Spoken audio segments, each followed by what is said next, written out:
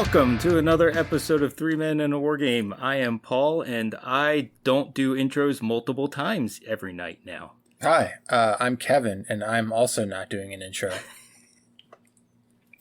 And this is Chris, and I don't know what intros are anymore. All right, no intros. That was a terrible intro. None at all. Good radio. Paul, what are we talking about tonight? Yeah. Yeah.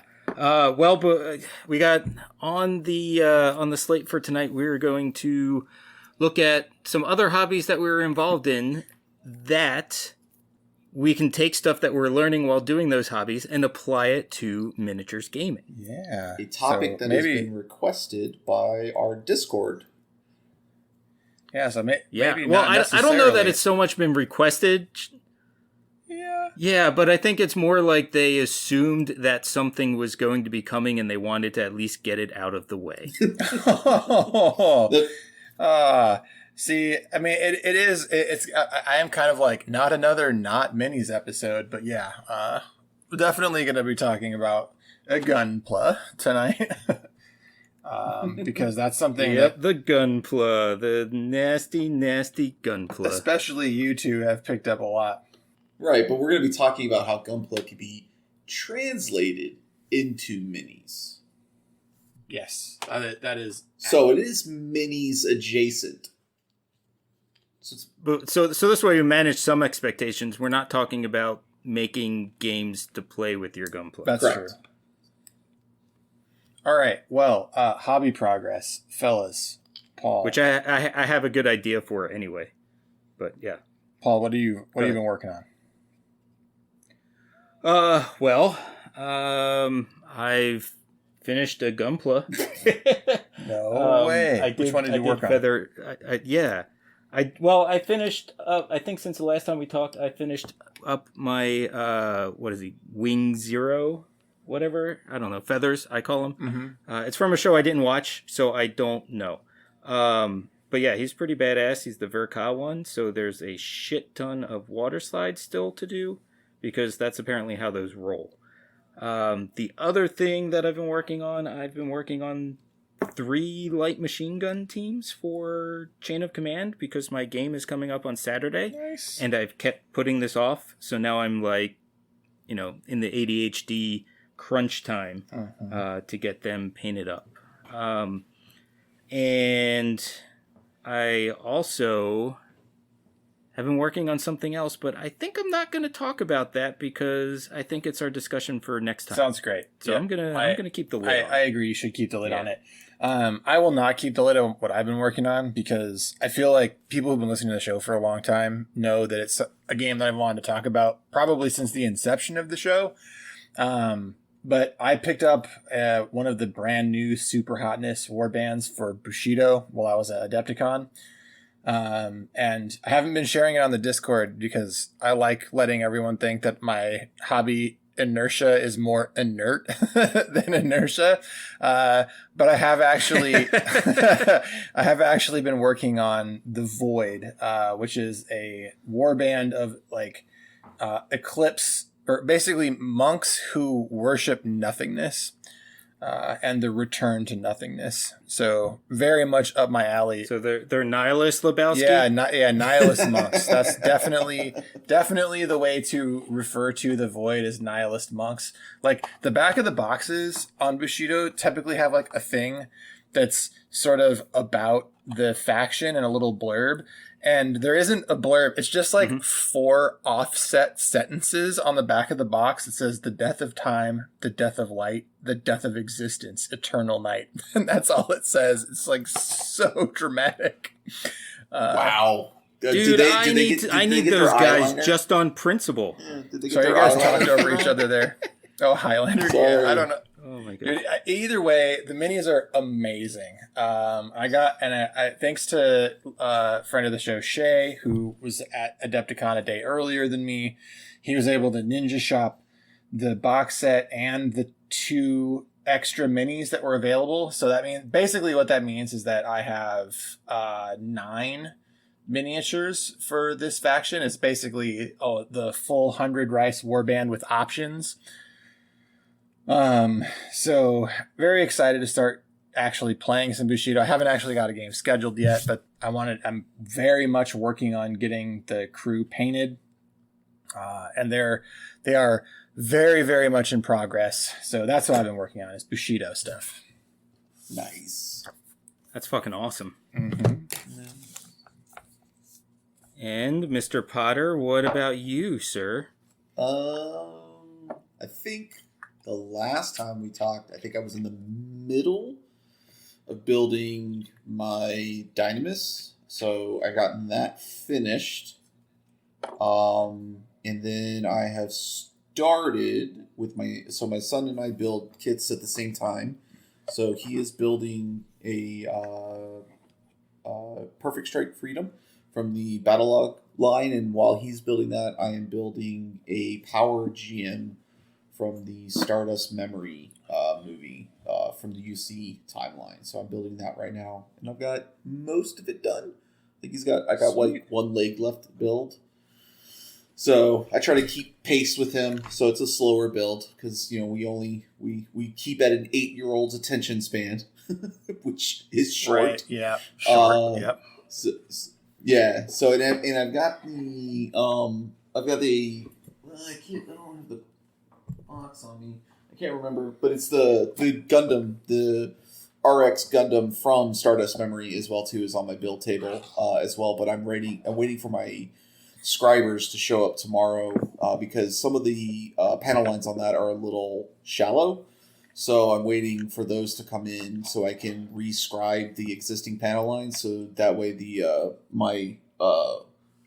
panel liner ink that I've got will actually flow into it instead of just like sitting on the top, and will just like wipe away the moment I try to clean up my mess. Cool. So that's what I'm working on right now. Nice. That's awesome. So lots of Gundam. And I guess I finished the Live Lance, the Battlelog one. So dude, that is such an awesome one, isn't it? Yeah. Yep. So we've all finished a Gundam since the last time we recorded. And I actually got 3 new kits on order. But that's actually what we're gonna talk about tonight is Gundam and how we can apply principles from this hobby into the miniatures hobby, or vice versa, right? Like how this hobby can be very accessible and fun to someone who likes to paint miniatures and build miniatures, but might want a break to work on something different. I think we can look at it from both sides of that coin. Yeah, no, I think so. Yep, it's true. So Paul, as a thing that you wanted to bring up and a topic you wanted to talk about, let's start here and what's like one of the first sort of aspects of this that you wanted to explore. So one of the things that early on I realized would be good to bring over into miniatures gaming is actually when you're doing Gundams, you have an entirely different way of cutting things off the sprue. Previously just doing models, it's like, all right, just snip, snip, snip, snip, snip, and off you go. But since with the Gundam, they're pre-colored plastic and you're not really painting them, you kind of have to take a lot more care. Yeah. Because that little scar that you end up seeing, you're not going to paint over. But the other advantage is that taking that extra time leaves it nice and smooth. Even if you're going to paint over it, you're still going to get a better result than if you just quickly went through it. So depending on how much of a centerpiece your model is, clearly if it's going to be like 35 guys per unit, that's probably not worth the time. But if it's a big giant, monster that you're going to be using for one of your factions, it might be very well worth taking the extra time to sand off one of those nubs, or even just use, the 2 clip step, right? So clip further away and then get a really sharp nipper and cut closer. Yeah, that's the technique that miniatures gamers don't use. That's the one I was hoping you would mention, is the high cut. So yeah, you want to explain what that means a little bit more in detail for people who are like, what did he just say, and what does that mean? Yeah. So yeah, and I'm trying to make sure that I keep the terms to the miniatures war games term because they're different. So with the high cut, you're actually cutting the piece off the sprue twice. Mm-hmm. So the first time you're going to cut it, you can use a you don't need quite as sharp of a clipper, and you cut a little bit further back, and then once you have it off of the sprue, then you have all the little nubs. You get in there with a sharper uh, clipper, and that's when you can get it closer, and you'll get a much smoother, much better removal. Yep. It's yeah. So it makes it's an incredible difference, an absolutely incredible difference, because at that point, maybe the back of an X-Acto knife to get what little bit remains, but then once you paint over it, you're never going to know that there was a spot there. Yeah. I will say that's been something that was really interesting to me when I first started looking into the hobby, seeing people talk about that, so that way the stress marks aren't as prevalent or as large. And it was like mind blowing to me because, I've been doing this hobby since I was 12. I turned 37 on Friday. So it's like 25 years of doing this hobby. And I'm like, I never once thought to do that until I started looking at Gunpla.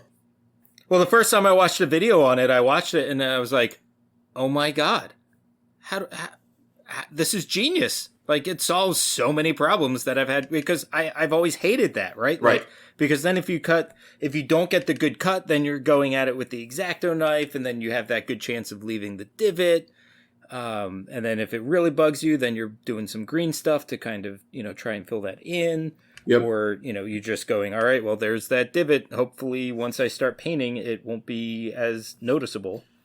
So, I mean, like realistically, of everything else that I want to talk about, this is easily the most important thing that I've learned from Gundam to translate over into miniatures. Yeah. All right, guys, that's it. I'm done. See you later. No, I'm kidding. Drop the mic. He's out. Yeah. Yeah, so I mean that's it's huge. It's game changing. It really is. Yeah, and I mean there's a couple of steps too, right? And sorry if you guys mentioned this, I kind of lost audio. So you can, if this is doubled up, stop me. But another part of this, right, is investing in some of the extra tools like ultra high grit sandpaper, a really good quality set of nippers that you only use for precision cuts, right? Right. Mm-hmm. Yep. Those. I mean, I got the Tamaya, however you say it. Sharp nippers, and I know they're not like the absolute best ones out there, but good lord, they're incredible. They're absolutely incredible. Yeah, those are the ones I use, and I really like them. I mean, yeah, eventually I'll probably, as I get further and further into this, I'm picking up Scriber. Like I said, I've got Scribers on the way. They'll be here tomorrow. I'm fully in, picking up more and more tools for this hobby. I'll probably pick up a pair of God Hands, which are like well known as some of the best clippers / nippers in the Gunpla community eventually. But I mean, as long as they're just sharp, I mean, they're going to do the job. Yep, sharp and thin. Yep, right? sharp and thin. That, yeah, that's the way I think of it, sharp and thin. Yeah, but I mean, that's my first one. But Chopside, like you said. Yeah, I agree 100% with you, and I think that's something that's changed my mindset with when it comes to minis. Is like you said, the investment in the money in the tool. So like I've always, where I put my money in minis before, when it came to tools, was always my brushes or my paints. That's where I always thought about my tool investment. I never really thought about my clippers. I never really thought about files. I never thought about, because I was like, I usually just used it. I just clipped, X-Actoed, removed mold line with an X-Acto, and, primed, and off to the races. Like my expensive tools were my brushes. But now looking at it for these centerpiece models, like those soft foam, like foamy sandpapers, those are going to be so much better to use on those those centerpiece models that you're going to want to stand out, or if you've got like a kill team, of like 5 to 10 models that you could take the time to invest in those models to make that kill team look like superb. Using and taking these extra time to use these steps to make those models shine.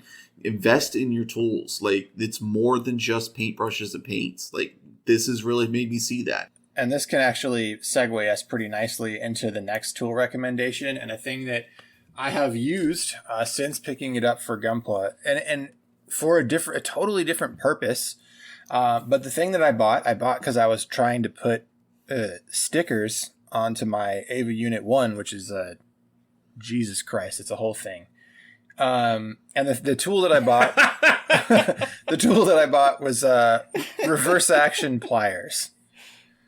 And I've heard about those. And so what reverse action pliers are, for if you don't know, is a standard set of pliers or tweezers is something that when you press down on it, the tweezers close, right? And reverse action tweezers or pliers, the action is that it's closed by default, and when you squeeze, they open. And where I'm using those in miniatures now is during assembly, because as most painters know, it's an absolute like lights on light bulb moment the first time you put a miniature onto a plinth to paint it. Because taking your hands away from the thing that your other hand is doing is kind of a big deal, right? Because you have a hand to manipulate the paintbrush, and then your other hand is just holding the plinth, and it can very easily manipulate the model to where you need it to be. And you're kind of doing that in reverse with reverse action pliers or tweezers while you're doing assembly, and that you can hold the model in one hand and a small fiddly ass piece in the reverse action tweezers, and it lets you line up the piece and glue it much more accurately than you can just using your fingers on both sides of the equation. Dude, I've just been sitting here with my mouth open the entire time, because all I've been thinking is going, that will make Malifaux models so much easier to build. My mind is blown. My mind is blown right now. Yeah, it's another game changer. We're gonna say game changer a lot tonight, because I'm gonna buy those like now. Yeah, little things that you pick up right from starting to do Gunpla. And for me, like I said, it was because I was having a hell of a time getting the small stickers onto Unit 1 without smudging them with my fingerprints or manipulating them into the right spot. But that pair of tweezers, man, changed the game. I was able to instantly get them on with precision and then press them down so that they went on flat and flush. Yep. Yeah, I ended up in the same situation, Kevin. Remember at the top of the show when I was saying how there's like 300, quite literally 300 water slides that can go onto my MG Verka. I saw the reverse action tweezers and I was like, I need these. And the last one that I was working on the other day, I had some stickers to put on and started using it. And I mean, game changer. Can we say that enough times? Yeah. It is. It really is. And I've not tried it with model pieces yet, but you are a fucking genius. It was just like, I was doing some MCP assembly and having a hell of a time, because some of the newer models, man, the pieces aren't getting any bigger. I'll tell you what, I still don't think they're worth complaining about, because they're not that bad, but it's much improved with tweezers, especially as, the older you get, the less steady your hand, at least the less steady my hands are. So makes it quite a bit easier to brace, hold, and glue, and test fit too, right? That's another big thing that it lets you do, is test fit for how things should fit together. So yeah, reverse action tweezers is the second thing I could think of where my general hobby game has improved by doing Gunpla. Yeah, I will be purchasing. All right, Chris, how about you? I mean, I think the tools investment was a big one for me. I think you guys, the clipping was one. let me see. What else have I figured out going through? Um, I mean, I've been looking at different ways of airbrushing as well too, because I have been looking at um, investing in or not investing, but looking at potentially getting to the point where I may start painting my Gunpla. To do custom schemes and stuff like that. So, Boy, deep in looking it now. at the different ways. Yeah, I'm deep in. As I have said, I don't remember who I told, but had I probably discovered Gunpla before minis, I probably would have never gotten into minis. The whole thing I love about minis is always been the model building. Like playing the games and hanging out with friends is always a bonus, and it's great. I enjoy that, and I love painting them. But the biggest pleasure I get out of them is building, and so Gunpla really scratches that for me. Definitely. But I mean, it's made me rethink about my setup here at home and how I can utilize that and how to use it for my minis as well too, with creating a priming box here at home and how to do it environmentally safe inside the house, which will translate over into my minis and how I can start airbrushing more with them. I've learned some tricks and techniques with that to where I think I was where I learned some differences between some of the enamel paints that a lot of the Gunpla people use versus the acrylic paints.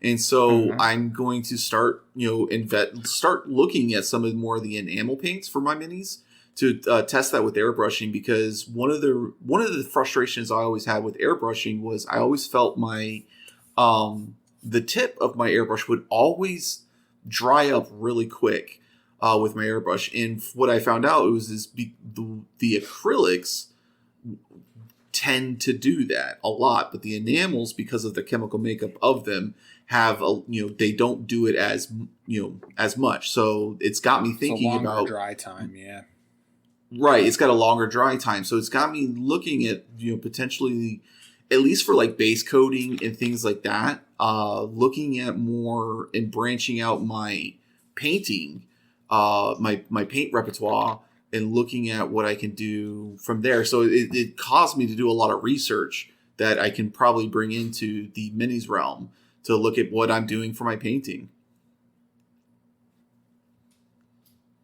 Damn. Yeah. That's amazing. Yeah. Super cool. I'm in total agreement. Yeah.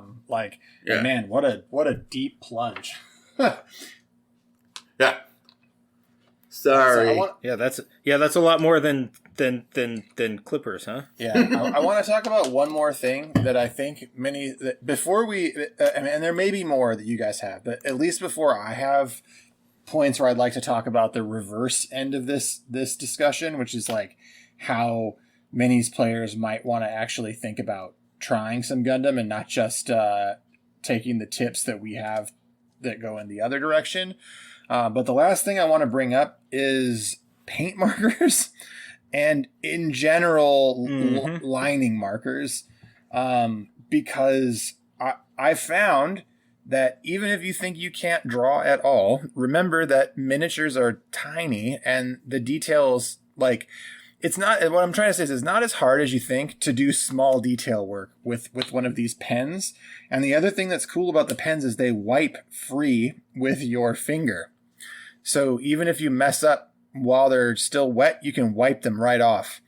Right. And in miniatures, if you want to do black lining for, say, comic book style painting, or you wanted to do some just deep shadow work, I think, or even just like writing, like if you were doing some custom design work on a shield, it's much easier to do it with a pen than it is a paintbrush. And buying a set of Gundam markers is a clutch idea. I didn't realize how simple and fun they were to use until I started using them in Gundam. But I have since gone and done some custom writing on helmets and stuff like that on miniatures. And it just makes a huge difference because I'm not a pro with a paintbrush in the slightest. And being able to have the control that a marker gives me, because it's more like a pen than a paintbrush, and it's a predictable motion, predictable line every time. You're not worried about how the brush and the bristles are lined up. It just makes the whole process a lot less stressful. Well, and I'll tell you what, Kevin, I am on the project that I'm not talking about. I'm actually going to use those markers on it and use it in much the same way that I use them for Gunpla. So even right there, I mean, you're using them on a little bit of a different level, and I'm going to end up using them on exactly the same way.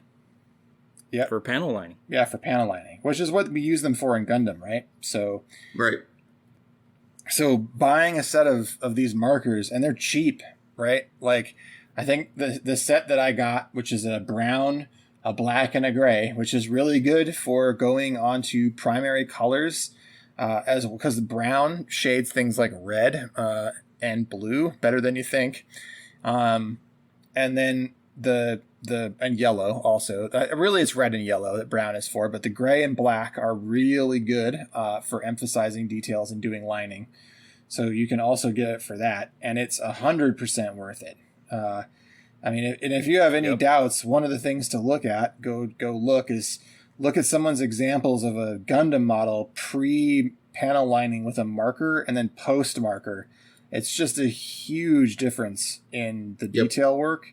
And again, if you're doing panel lining or you're doing comic book style stuff, or you just have some lettering that you want to do on a shield or whatever, or a helmet, it's just a way easier way to do it. A lot less stress than a paintbrush, and you're not cheating. Oh, trust me, I will be using not the thin ones, but I'll probably using the fatter ones on my stormtroopers for Legion. Oh, definitely. That's like, what a smart way to use them. I hadn't even considered that, but yeah, that's a way smart way to use them. Yeah, because you just put them in there, press down, and the ink just flows, and then it just fills in the gaps, and then I can just take an eraser and just erase everything away that doesn't need to be there. That's on the armor. Bing, boom, bang. Yeah. That's the other amazing thing, right? Is that you can literally erase it. Yeah. You just take your old, elementary school pink eraser, scrub it away, boom, it's gone. It's so weird that that's a hobby tool now. I mean, I probably got 2 or 3 of them laying around this house somewhere. You guys are hardcore. I just use my fingers. I do too, but if it's someplace where I can't get my finger, the edge of that eraser will get it right off. There. Right. Yeah, that's a good point. Oh yeah. I'll wet my finger down just a little bit and scrub it, and boom, it's gone. All right, Chop. So I think you were going to take us someplace else. Yeah, I wanted to talk about, at least for the last 10-15 minutes here, what you might do, how you might take this hobby as a break from miniature painting, and why you should consider it, even if giant robots aren't your thing, or like you don't think that Gunpla is a hobby for you. Let us assure you that it can be. And the reason I want to talk about this is because we've got someone right here on microphone that was very hesitant to start. And as a matter of fact, I think, Paul, you were pretty way down and doubtful on it before you bought your first kit. I was. And I mean, so let's start at why I was interested in the first place, and then I'll get into what my hesitancy was. I mean, from the beginning, right? Like a while back, right? Sometime around COVID, I guess they started showing up in Target, and I don't know when that transition was made or whatever, but I kept looking at them and like, I love model kits. Clearly I like building stuff for miniatures. And sometimes I want to build something and not go, well, now I got to paint it. So they always caught my eye for that. And the other thing that really caught my eye was the price point. Oh, yeah, they're cheap. Because compared to what we're used to with miniatures, and I guess, getting into that philosophically, I guess part of that is because you're not doing any game design with it. And I think a lot of people forget that when you're buying miniatures, you're also paying for the game design unless you're buying GW. So looking at that, wow, it was so it was it was just one of those things where it just stuck out and made sense to me, right? That it would be interesting, it would be fun. But where I got a little overwhelmed initially was the massive amount of instructions that are just kind of thrown at you. Sure. And when you've not done it, it's overwhelming. Because one of the first things I got, and I don't know that I ever told you guys this, but I had bought something from Bandai, I don't know, year and a half ago, and opened up the box and looked at it and went, oh, hell no, and put it away. Okay. Oh yeah, I didn't know that. Because I had picked up the Gorilla Walker from episode 8. Oh, all right. There's like a little mini one. Yeah, there's a little one of those, and I mean it's very simple kit, but just looking at the instructions that were like printed up in the top of the box. Not even like a little instruction sheet. They're just kind of up there in the top of the box. Because I mean, once I figured it out, it was very simple. But I just opened it up and it overwhelmed the crap out of me. And then one of you guys had sent a picture of the instruction list, and I just went, there's just no way. Like, this is insane. That's like, looking at that every time is just going to drive me nuts. And finally, with you guys going and doing it, and it was one of those things where I'd had a good week and wanted to treat myself to something, and happened to be in the store with my wife and saw the live lance that you were talking about, and I went, man, that's really cool. Let me just go scan it, see what the price is. $24.99. Hell yeah, I'm in. Yeah, and took it home and opened it. 7-inch model, right? This is like the size of the live lance. Oh yeah, it's like we're talking about something that's like the size of Magnus, right? It's a huge model. Oh yeah, and I mean its weapon, its death scythe type weapon is just it's what, that's probably almost a foot. Yeah, it's gigantic. Yep. Yeah, so I mean it's and I'll tell you what, one of the first things.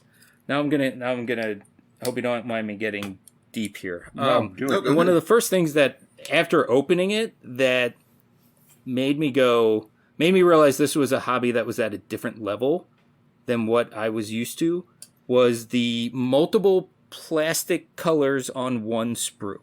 Yeah, that blew my mind the first time I saw that too. Exactly. I opened that up, I saw that, and I went, oh my god, this is just a completely different experience. Yeah, the engineering is just a totally different game. It's a whole different ball game. The other thing too, Kevin, is that I'm glad that I started with the Live Lance, because one of the things I found that I really liked about the newer Gunpla kits is that in the instruction manuals, they tell you essentially what part you're working on. Mm-hmm. And I don't know why, but the fact that it's like, you're working on the head, here's the steps for the head, and when you get to the end of the head part, there's kind of a thicker border, and then you can see that you're moving on to another part. Yeah, it's kind of like Lego, right? Bag 1, bag 2. Yeah, exactly. Yes, that's exactly it. It's creating that bag, and so this way it's like, all right, well, I have 3 more steps to finish. Whereas the second one I built was an older kit, and it wasn't broken down that way, and I did not like the experience as much. Got it. So I think part of it for me was not wanting to get into that overwhelm feeling as I was working on it, and the way they lay it out on the more modern kits solves that problem for me. And as I learned, and one of the things that you guys were trying to tell me when I'm going, oh hell no, is that everything is surprisingly far more well organized on sprues or runners than they are in the miniatures world. Yeah. Oh yeah, they are. You look at any sprue for any miniature, and it's literally the only engineering consideration is getting all the pieces on the sprue. And that is not at all the way that Gundam stuff is engineered. It's engineered on a whole other level, where it's organized by location and runner and weight on the sprue. It is incredible. Like, I mean, I think if nothing else, every miniature gamer should buy one Gundam kit just to admire what real engineering looks like. Because, and that's no dig at people at like Games Workshop or anybody who designs miniatures on sprues. But if you want to see like insane craftsmanship in the plastic injection molding space, there is nothing that tops Gundam as far as I know of. Well, and the other thing too, Kevin, is that what I learned is that, well, and let's get this point in there, is that there's no glue, right? Yes. There's no glue. Correct. Everything's snap fit. Everything is snap fit, and the engineering that goes into these things to make them snap fit is ridiculous, because those tolerances are not large. And these newer kits, man, they fit like a glove. And on top of that, not only that, but the articulation, right? I don't know if you've never built one and you know nothing about them, these guys move. Mm-hmm. You know, like, you can pose them, you know, you can't action figure play with them, but, you know, you can pose them, you can set them up, you can display them how you want to display them. And I mean, to give you an idea of how intricate some of them are, the one that I built that I was talking about at the beginning, the legs are absolutely ridiculous because they do bend enough so that the calf will touch the quadricep, right? And the way it actually accomplishes that is that as you bend it at the knee, the armor in the calf opens up. Like, you don't do it, it just opens up as you move it back, and that allows it to slot in there even tighter. And there's like 2 knee joints. I really can't. I can't wait for you guys. I can't wait for one of you guys to install to build one of the Ava kits, because they're gonna like. And this is sort of taking us into the weeds, but the Evangelion kits, because Evangelions are spoiler alert. If you haven't seen Evangelion, you're too fucking late. They're human, right? They have just upsized human anatomy, and right. The model kits also have human anatomy. Sorry, Mom. So when you bend the leg, the muscles flex. Like it's not that the quad area, or the area you would assign to the quadricep, opens. Like, the muscle actually flexes and moves. And the same is true in the arms. Like, the forearms, the forearms of the Evangelions, they actually have 2 pieces of plastic that rotate around each other, like your distal and your radial bones. It's crazy. Good God. Yeah, they're nuts. All right. Well, now I got to go to the store and see if any of those are left. Yeah, I mean, yeah, the jaw opens and it has a mouth and teeth inside. The like head leans forward and drops, and then the back pulls away and it reveals a spot for an entry plug, like it would on Evangelion. Oh my goodness. They're just unbelievably articulated. That's awesome.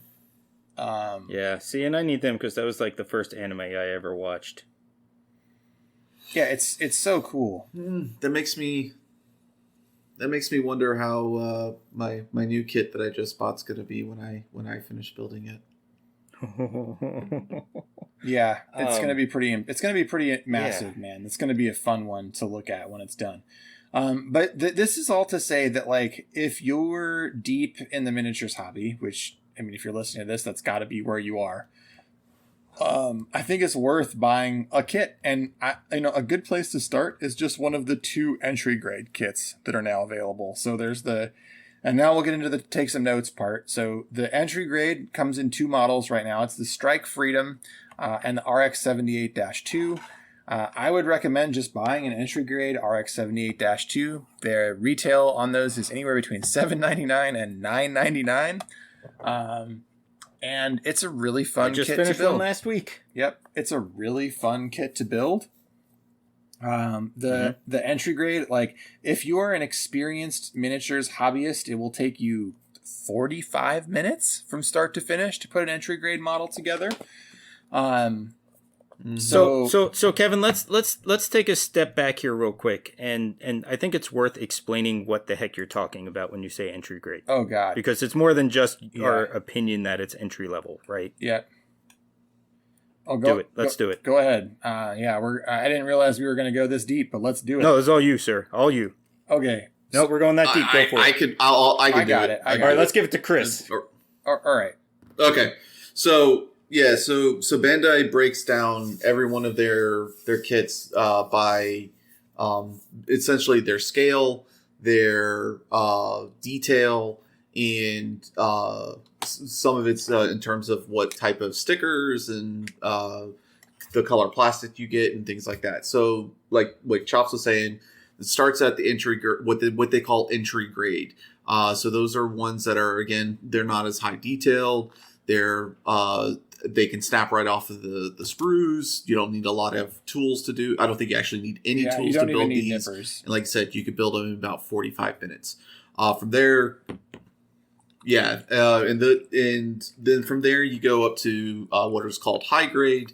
A little bit more detailed. You're still using a lot of stickers for some of your parts, like your eyes and anything else. Like I've got a kit that I'm building now. It's got a whole blue section on a white shield, so the whole blue is a sticker instead of blue.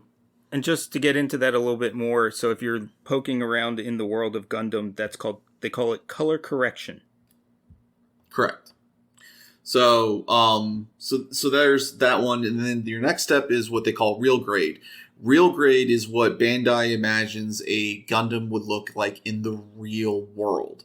So it's the same scale as the high grade. It's 1/44 scale.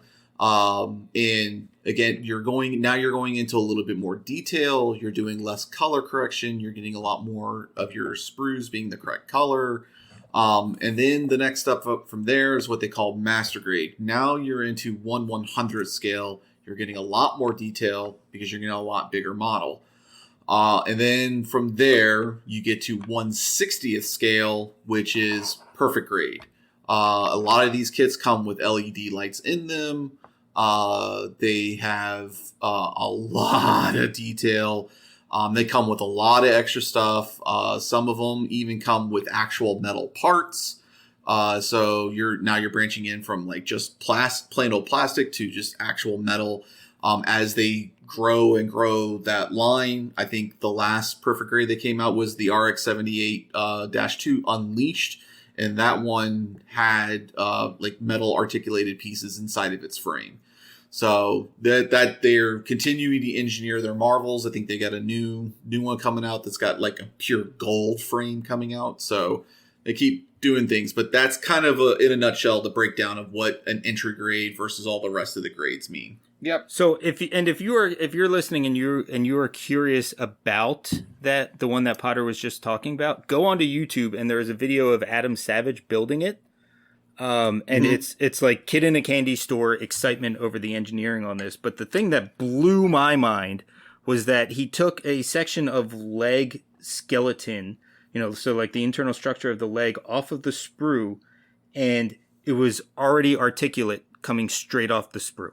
So somehow they managed to inject that into the mold and it comes out movable. Like, holy crap. Wild. They figured out some cool engineering. But definitely start with an entry grade, because entry grade is as it says, it's a good starting space. It's a good entry space. Also, perfect grade models don't start under $100. Most of them don't start under $200. Right. So when you start getting in, they're not cheap. Yeah, perfect grades are not cheap. But entry and high grades, like the high grades typically run from $15 to $35. And $35 high grades are huge, huge models, lots of parts. Like that's when we're talking about like the Live Lance that we got for $25. Just absolutely massive when fully built and displayed. So totally worth it. And I think a worthwhile diversion for anybody who's into building miniatures, because it's a different application of your skill set that you already have. And it's like when and here's the other thing. Somebody will say, well, I'm just not into the way Gundams look. And I'll say, wait a minute. This is like somebody saying they're not a fan of metal music. I always call bullshit. You just haven't found the subgenre of metal that appeals to you yet. And it's the same thing with Gundam kits. There are more than just the Ferrari bright color Gundams. There are also 30-minute missions, which are cooler, more industrial looking mech suits. There is Neon Genesis Evangelion that we talked about, which is a totally different style of mech suit. There is a main warrior at the borderline model kits, which are even different looking mechs. So you can really find something that appeals to you aesthetically if you just take a moment to look through. But you should start with the RX-78-2 because that's the rite of passage, and you should start with that. It's like building a space marine. And one and one thing I want to point out, like once I found my favorite Gundam, I now have a lot of them. Oh, right, the Exia. yeah, and that's a thing too, right? Yeah, because there's so many little versions of them. Boy, we haven't even talked about the fact that, like, if you actually do enjoy building the models, and you're someone like me who's kind of a lore nut, and you love reading the lore sections of books, well, let me tell you, you can really dive into Gundam, because there is many TV shows over, like, 5 decades of animation at this point. Yeah, 5 decades, yeah. So, I was shocked at how good the original one was, too. Yeah, dude. For coming out in 79. Yeah, for 70s. Whoo, boy. Yep. Pretty significant stuff. High storytelling for a cartoon, right? Like in the 70s. You're just like, holy geez, this is not what we were doing in the States in the 1970s as far as animation goes. No, sir. No, not at all. And all. And the other thing too, and I guess this is way off topic, but again, earlier I said Neon Genesis was my first anime that I ever watched, and it was awesome watching this and seeing all of the stuff that was pulled into it and influenced from that show in 1979. Yeah, it's like pretty, even certain funny. Music cues. Yeah, you don't realize how Evangelion was sort of like a thing against mecha tropes, right? Or like playing into your expectations of what mecha anime should be.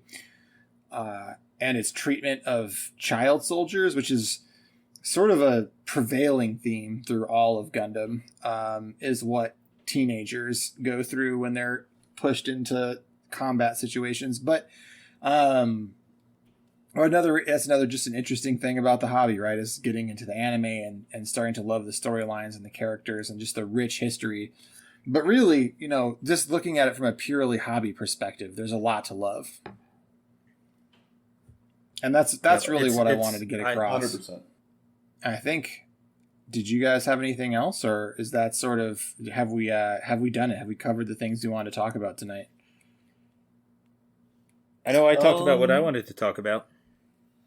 Yeah, and I think you guys covered the other things I wanted to talk about, like because I wanted to bring up the markers and panel lining and stuff. So yeah, cool. So I guess then we can have some final thoughts.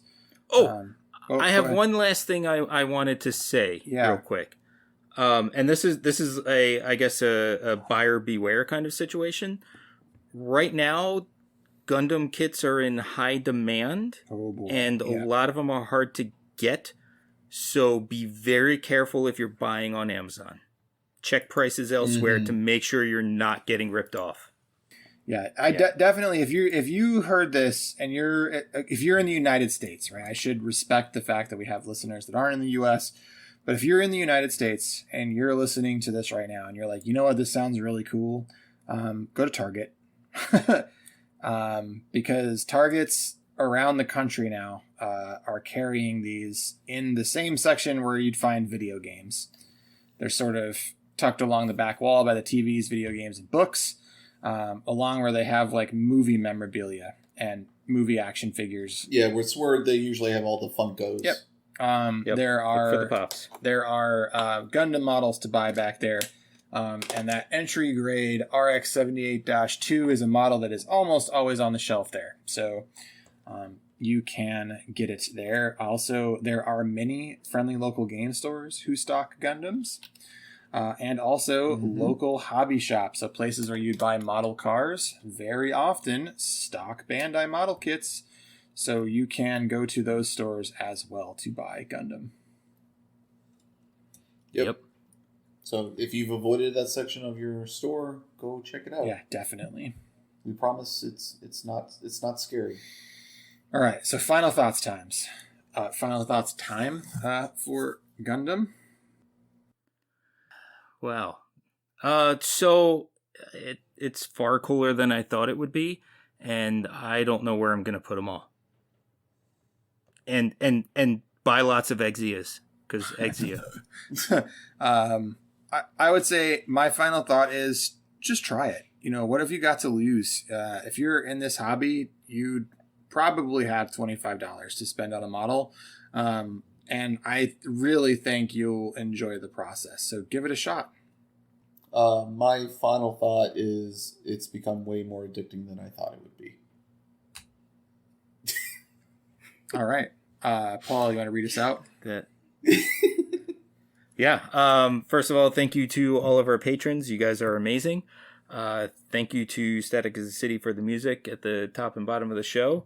Thanks to you guys for coming and hanging out. And oh my god, I'm drawing a blank. I think that's it. Thank you for listening. Go build Gundams.